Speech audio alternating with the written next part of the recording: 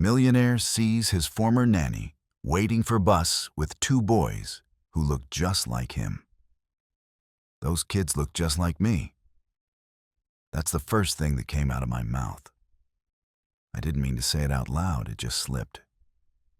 I was in the back seat of my car, windows tinted, air on low, waiting for my assistant to come out of that bakery on 5th. And then I saw her, Anna, standing at the bus stop with two boys, maybe 7, 8 years old. Same dark curly hair, same weird cowlick I've had since I was a kid. Same serious eyes, like they were always thinking about something heavy. And the way she stood, same posture, same side smile, like nothing in the world could touch her. I hadn't seen her in, 13 years? 14?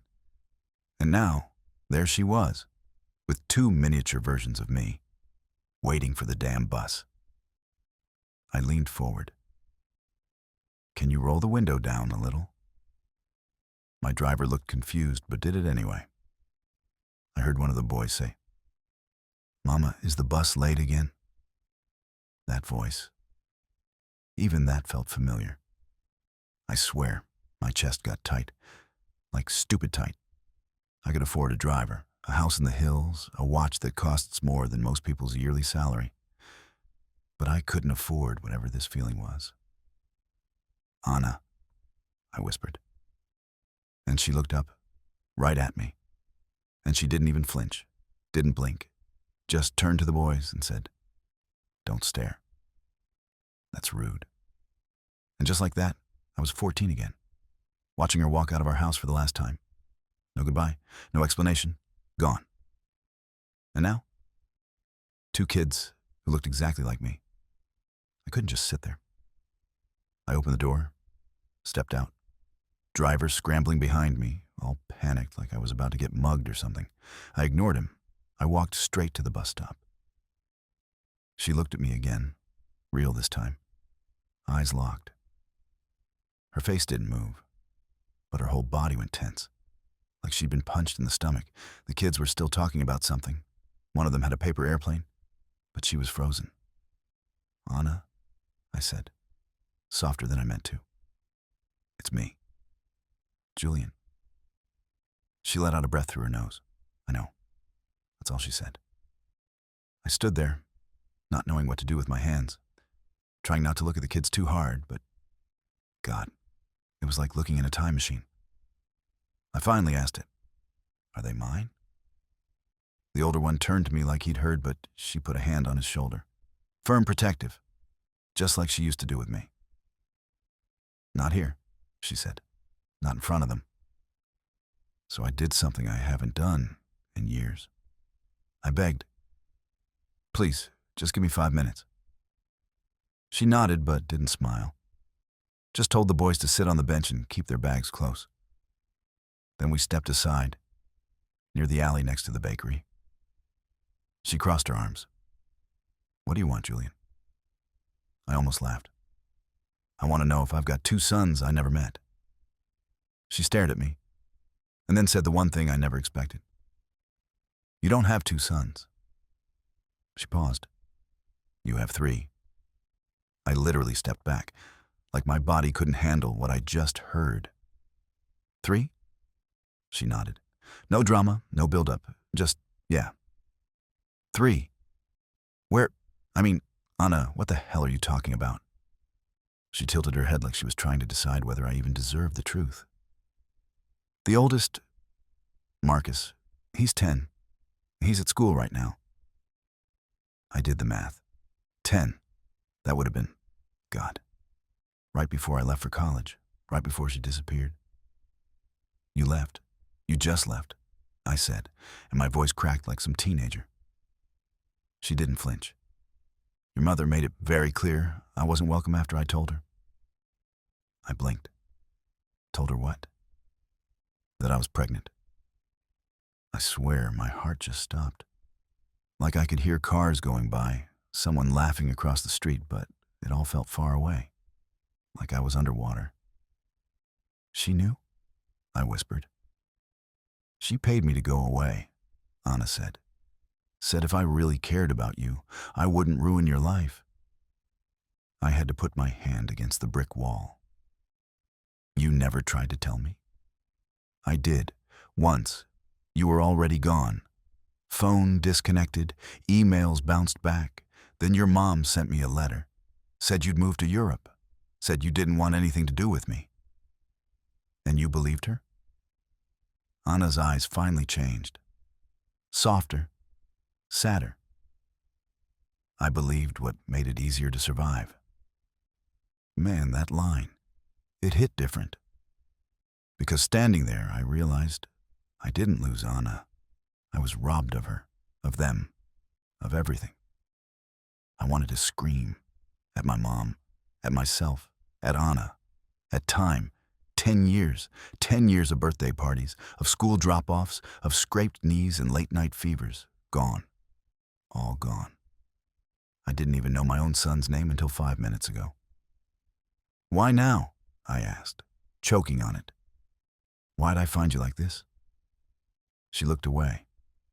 We moved back a few months ago. I got a job at the hospital down the street. Thought maybe I'd see you. Didn't think you'd see us first. I laughed, but it wasn't funny. You thought I'd just show up at a bus stop? She shrugged.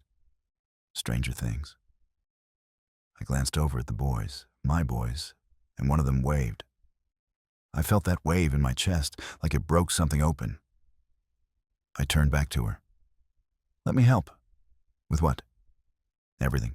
The kids, you, a house, a car. No more waiting at bus stops. Come on, Anna. She didn't even blink. You think money solves this? I think it helps. Julian, her voice dropped. You haven't earned them yet. That stung. Worse than anything. You think you can just step in now and be Dad of the Year? You didn't even know they existed. And that's not my fault. But it's not theirs either, she snapped back. So don't come around waving your guilt like it's a gift. I didn't know what to say. I just stood there. Then she added, quiet but clear, you want to be their father? Then show up, not once. Not when it's convenient. Always. I didn't go back to the car. I told my driver to leave. Told him I'd walk home. He looked at me like I'd lost my mind. Maybe I had. I sat down on that bus bench next to the boys. They looked at me, confused but curious. One of them, same eyes as mine, no question, leaned over and whispered, Are you Mama's friend? I nodded. Yeah, a long time ago. He just said, Cool, and went back to folding that beat-up paper airplane. Anna stayed standing for a minute, then sighed and sat down next to us. She didn't say anything, but I could feel her watching, measuring, waiting to see if I'd flinch, if I'd bolt. I didn't.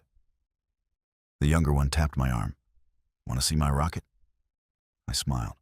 Yeah, show me. He held up this crumpled drawing with big circles and fire coming out the back. I'm going to build this one day, go to space and bring back moon rocks. I looked at Anna. He's serious, huh? She nodded.